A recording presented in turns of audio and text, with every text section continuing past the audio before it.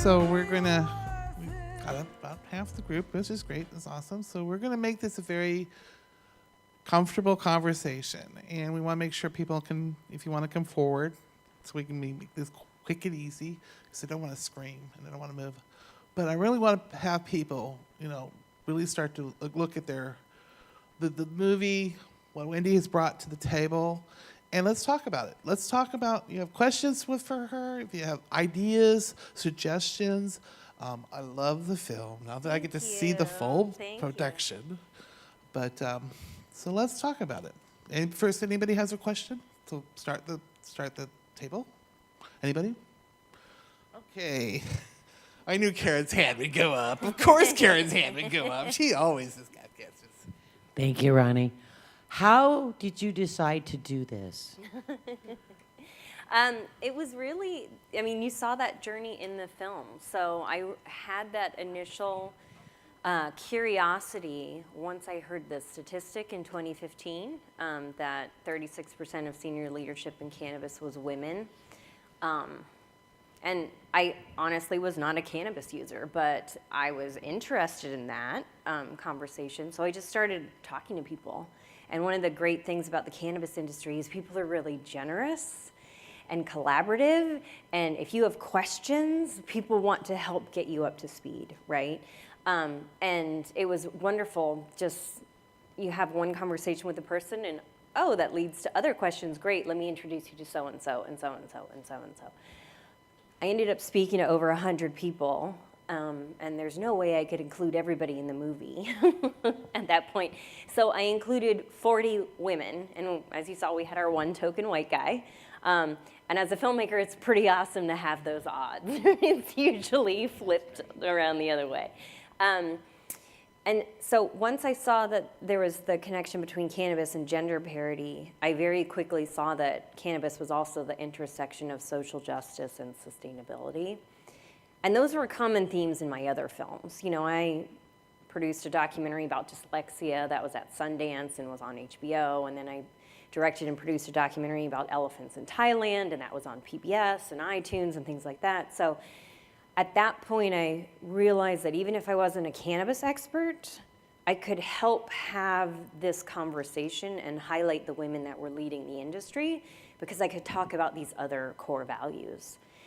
And we originally had a different ending in mind for the film. We were filming in 2016, so we thought we were going to have a really different story of women are leading this new industry. We've got the first female president, girl power, let's do it.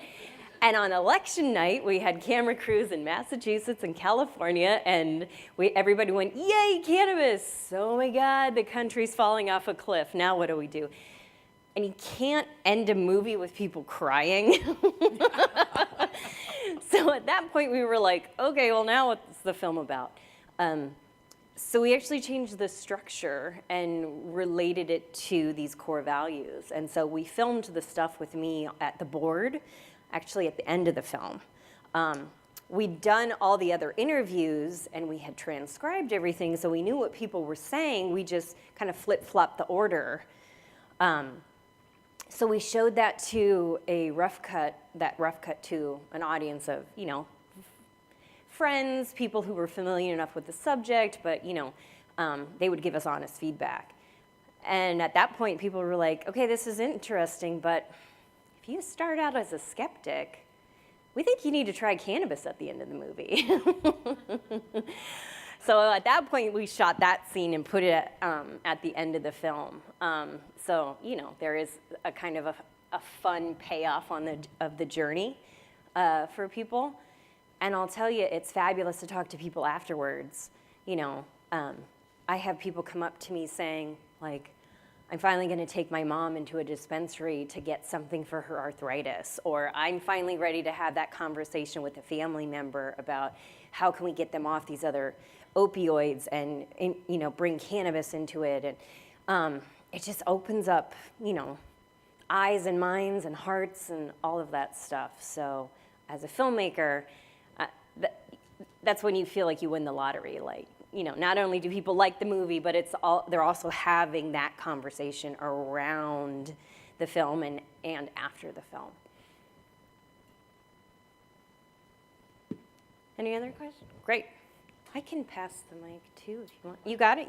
She's gonna be the runner. Okay, all right. Runner.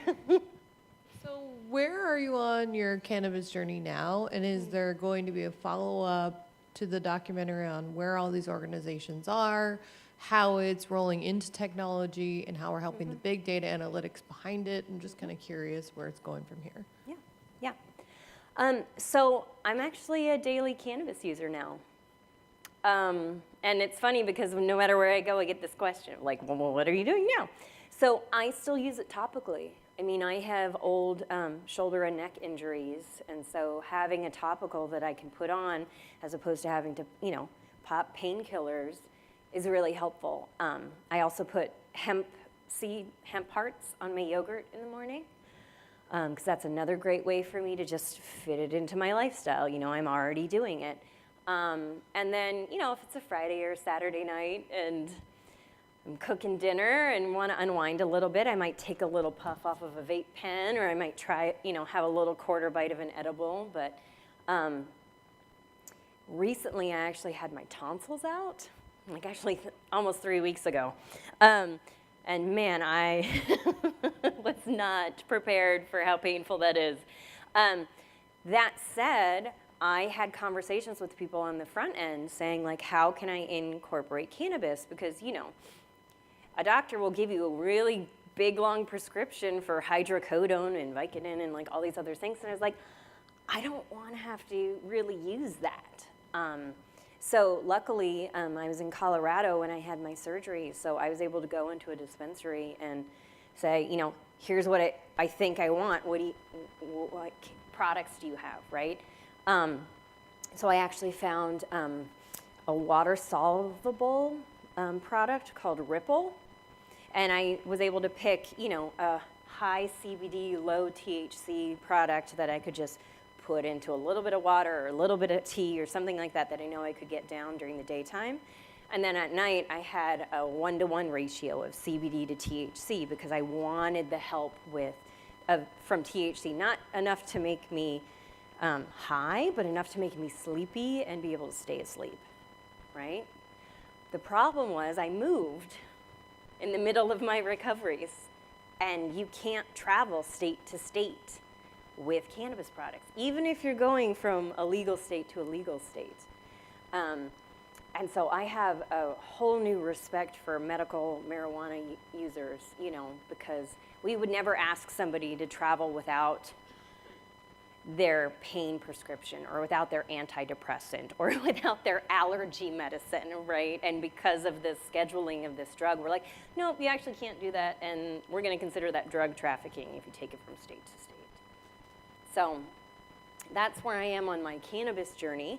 And what we hope to do next is turn this into a docuseries. So there are enough women in the U.S. and abroad who are leading the industry and are really at the forefront of the corporate responsibility conversations that we want to have. And we can only cover so much in a 90-minute film. So let's do 12 episodes and go season after season and keep having these conversations. So I think people would watch it. So what do you guys think? Yeah? Excellent. All right. I know there must be another question.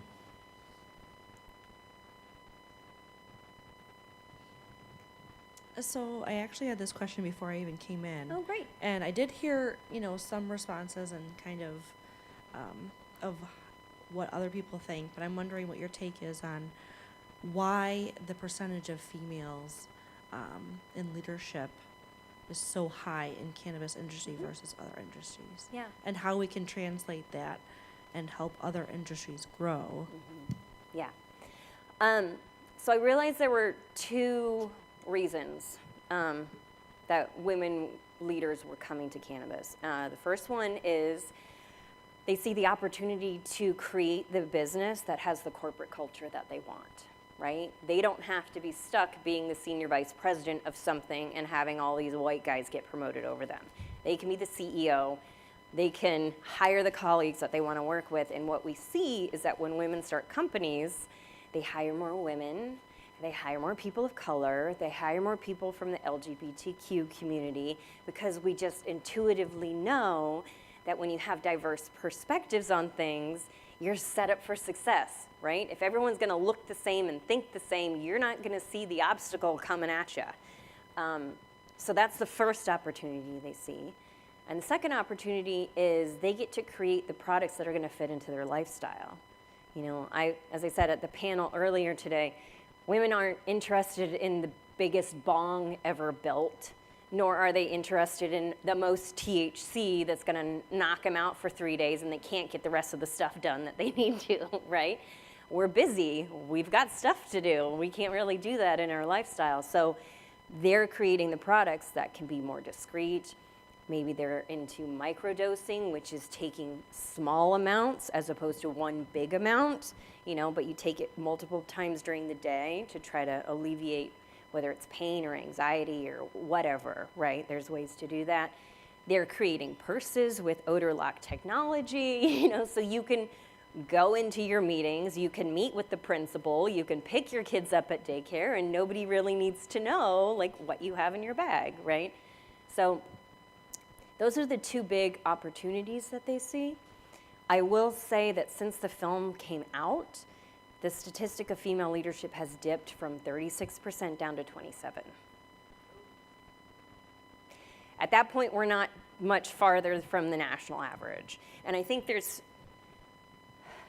one big reason that happened is in 2016, we had 8 new states legalize in some form. And when that happened, especially with California, that opened the funding floodgates. And we see what happens in other industries, particularly the tech startup industry, right? Who gets the funding? 96% of it goes to white men. Women get less than 3%. People of color get less than 1%.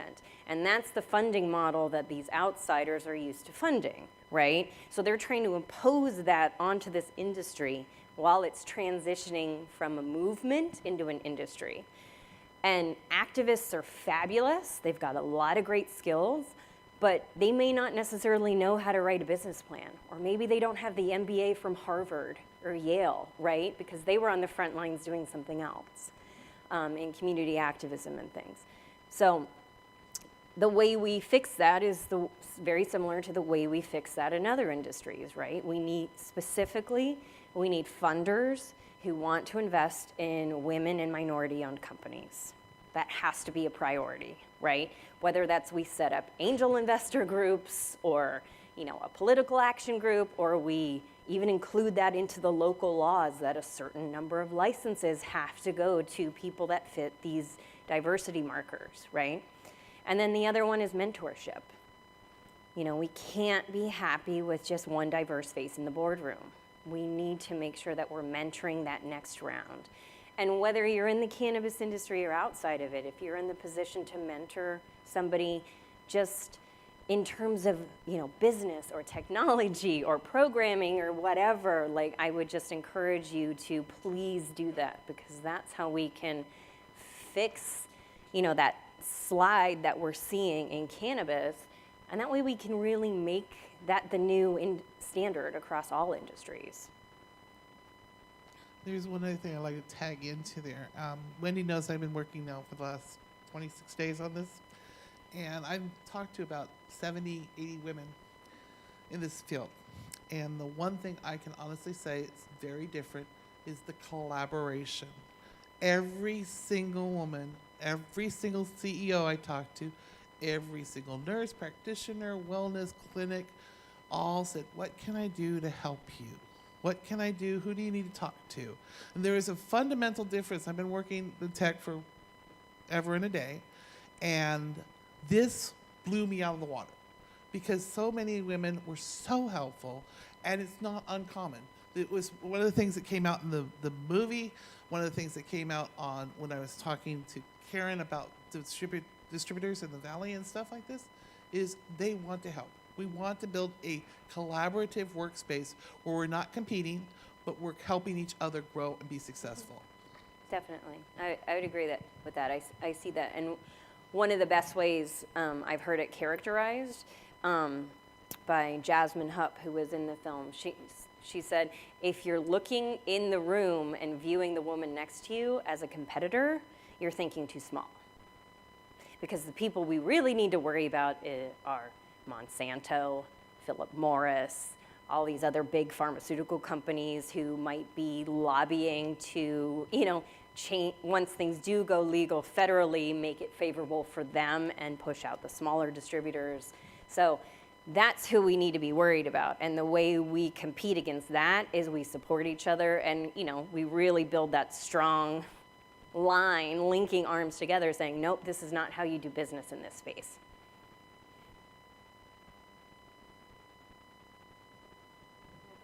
Yep. There's lots.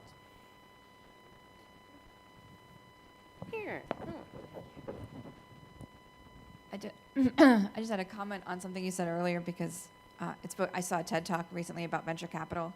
It was by a business professor, a female, and she does venture capital. And 4%, I think, of venture capitalists are women, and 4% or less of venture capital goes to women-owned entrepreneurs. So I really appreciate the suggestions you made for how, in terms of getting women in boardrooms and, potentially changing legislation or adding legislation for the burgeoning cannabis laws. So that was interesting. Yeah. Thank you. Well, and hey, if we can get more female venture capitalists, let's do it. While we're fixing things, let's just keep adding. We've got to the some list. extra money. And the great thing about cannabis, everybody likes to talk about how this is already $1 billion industry and how big this can actually grow. How many jobs it can create. But the part about funding and money that makes me excited is if we are able to solve the gender pay gap and pay ourselves and each other like what we're worth, that's a game changer in our communities. That's a game changer for lobbyists and politicians and everything. Like the minute we are valued the same on paper, that's the big door that we can kick open. So while we're looking at things to solve, that's one of the things I am also seeing women do. Like when they start companies, part of that corporate culture is even though the government is squeezing you on taxes and regulations and all this stuff, they are finding a way to make sure that we can pay people a decent wage. We're providing health care, we're providing child care or flex work plans or, good vacation and time off and things like that so they can really take care of the people they're employing.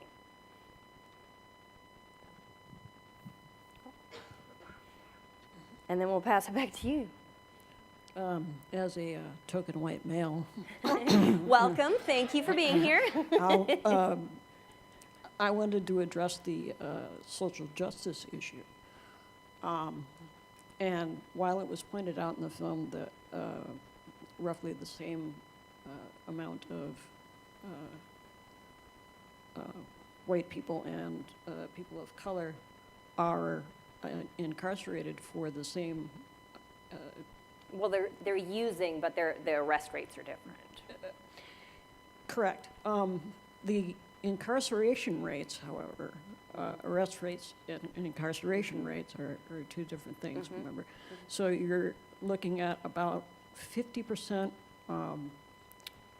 white, about 48% black, and the rest Latino, American, Native Americans, and so forth. The statistics that aren't shown there that show the racial disparity is the fact that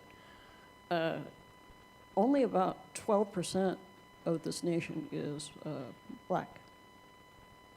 So if you take into account that 48% are being incarcerated, that's a huge number, enormous. And I wanted to point out that that the 700,000 to 800,000 per year ratio is indeed a staggering amount for minor, seriously minor offenses, and immediately removes as that's a felony. It ruins lives, lives that could be completely productive. Yeah. And It takes away job it takes away opportunities, the housing jobs, opportunity, it takes kids away. voting like rights. Voting, yeah, I agree. and so forth. So this is a vital revolution that needs to take place. Just on that basis alone, we need those people back, and we need them to be productive members of our society, and we don't need them incarcerated, because that is a gateway to heroin use and morphine addiction and opioids and so forth. And I just wanted to thank you for at least addressing the issue and bringing it to awareness. And I just wanted to add a little bit of awareness to it. Thank you for highlighting those statistics again. I mean, that's actually one of the big conversations states have when they're looking to legalize the plant. There's a lot of different conversations we can have, because cannabis is the intersection of so many different things, right? And it's really interesting because you can have everyone from like really conservative libertarians who are thinking, the federal government shouldn't tell me what I can and can't do, to like very progressive Green Party kind of thought. And then you've got everybody in the spectrum, right, in between those ideas. And wherever they start, if you come to cannabis, you end up kind of filling in the gaps on all the intersection of all these other things.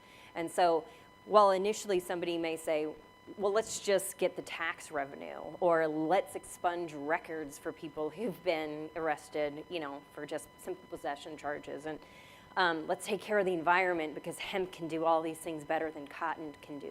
Like they might come to the idea or vote for a specific reason, but if we can educate them on all the rest of it, like that's when we really can see the opportunity.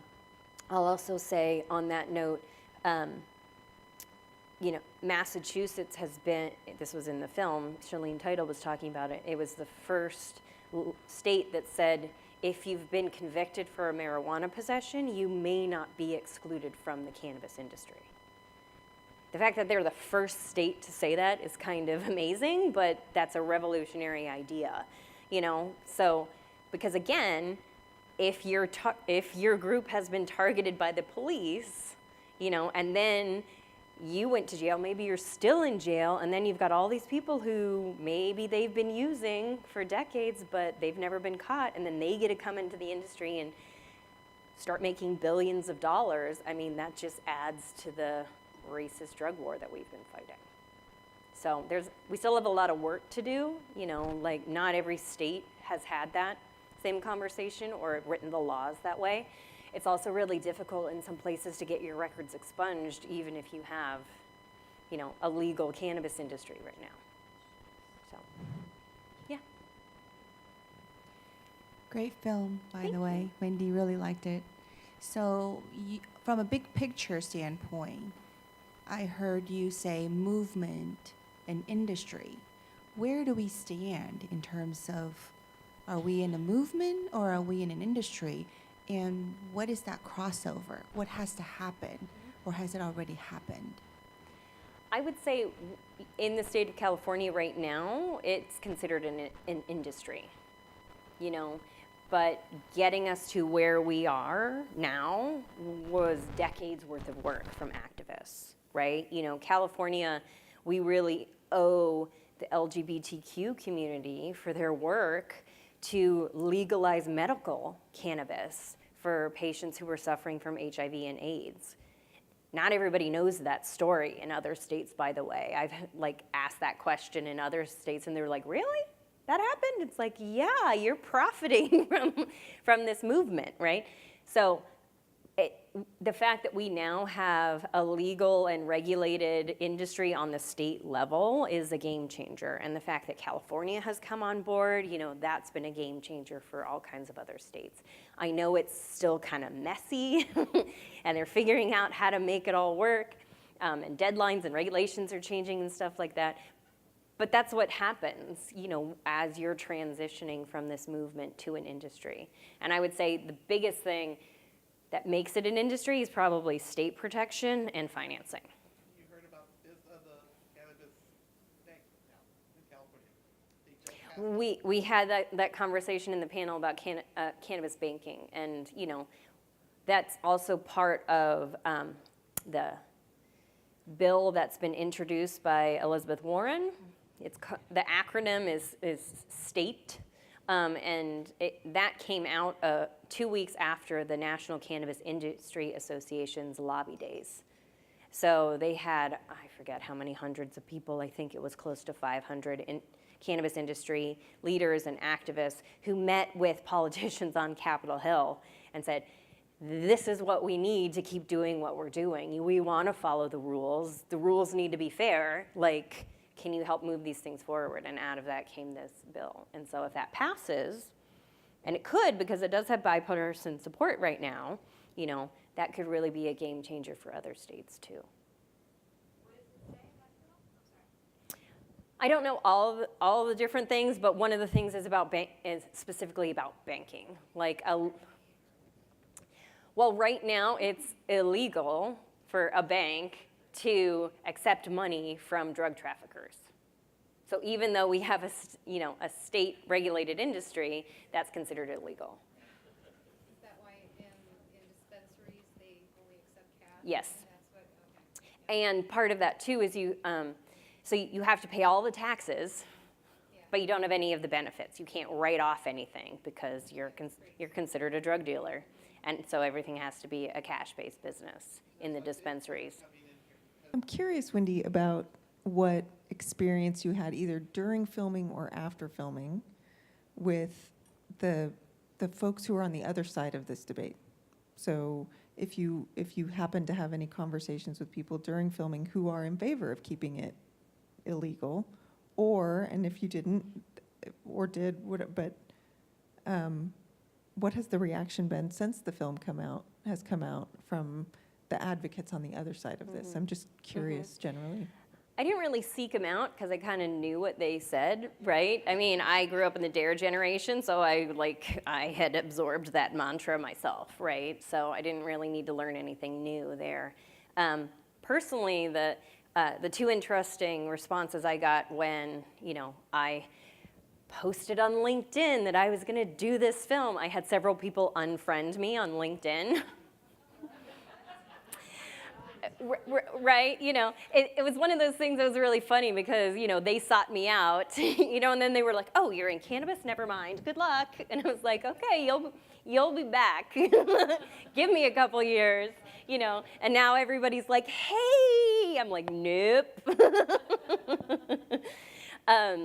The other interesting conversation I had was just trying to justify the need to focus on women in this space.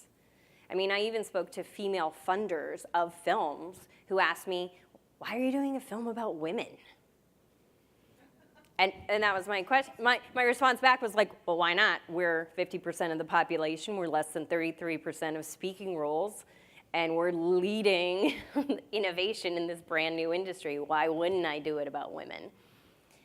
Well, they didn't like that answer, and so I refined my response a little bit. So I wasn't so snarky about it.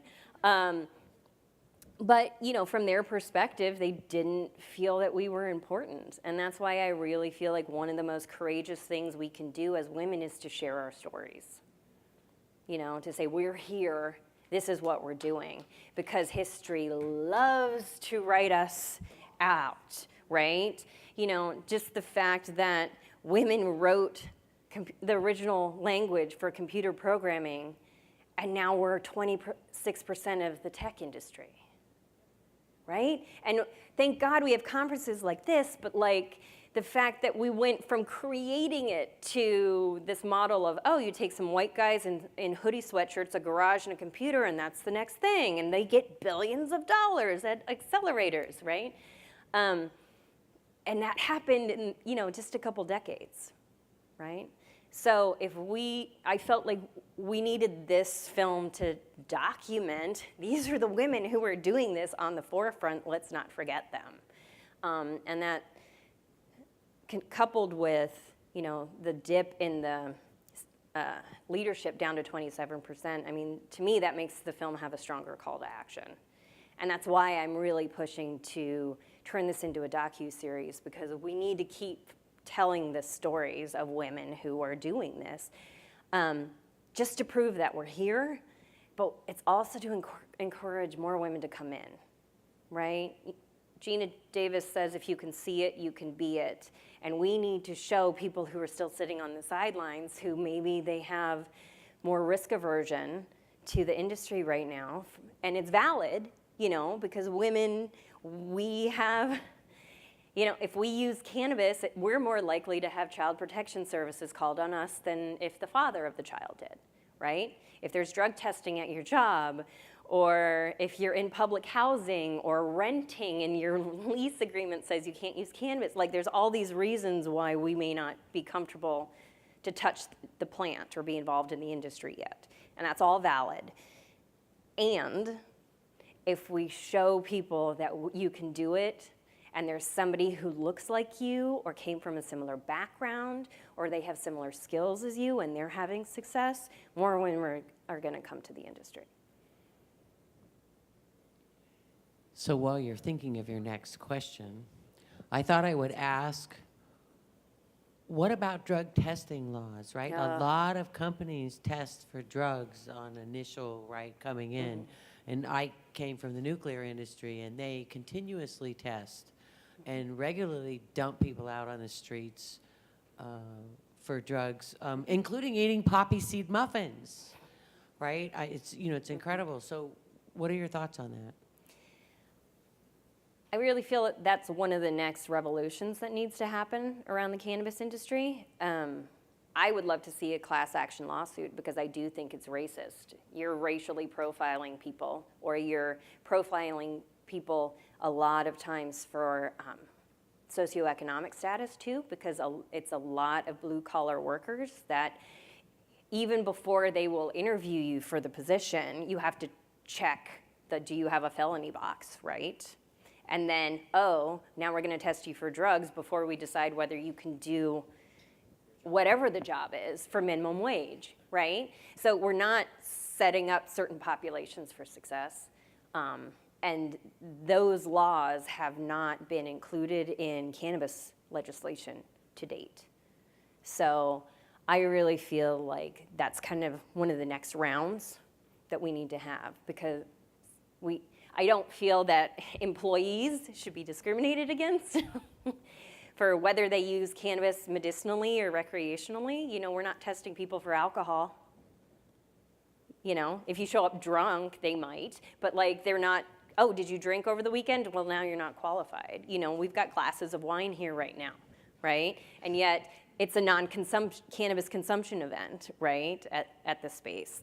There's all kinds of these other things that we're going to need to address just as this grows and but that comes out of normalization. Right, but you also have to have advocacy at every level. I come from the nuclear industry as well, and I had a driver that drove explosive things around on the base, and he failed the drug tests. But when we investigated it, what we found out was that his mother had cancer and was dying of cancer, and he had no idea that he was getting that in his lungs, and that he tested positive because of that. I went to Lockheed Corporate and said, we cannot fire this guy for that. Good, This is stupid. thank you. This Thank is you for doing stupid. that. And they didn't. We took him off duty, gave him other work, let all the stuff get out of his system, made sure he was aware he shouldn't sit in the same room as his mother, and then it went away for him. It didn't end up being a end of my career thing, because he didn't really realize. It's like the poppy seed muffins, you know, somebody tests positive because they had a poppy seed muffin in the morning, and now we're firing them because they tested positive for opioids, so. Yeah.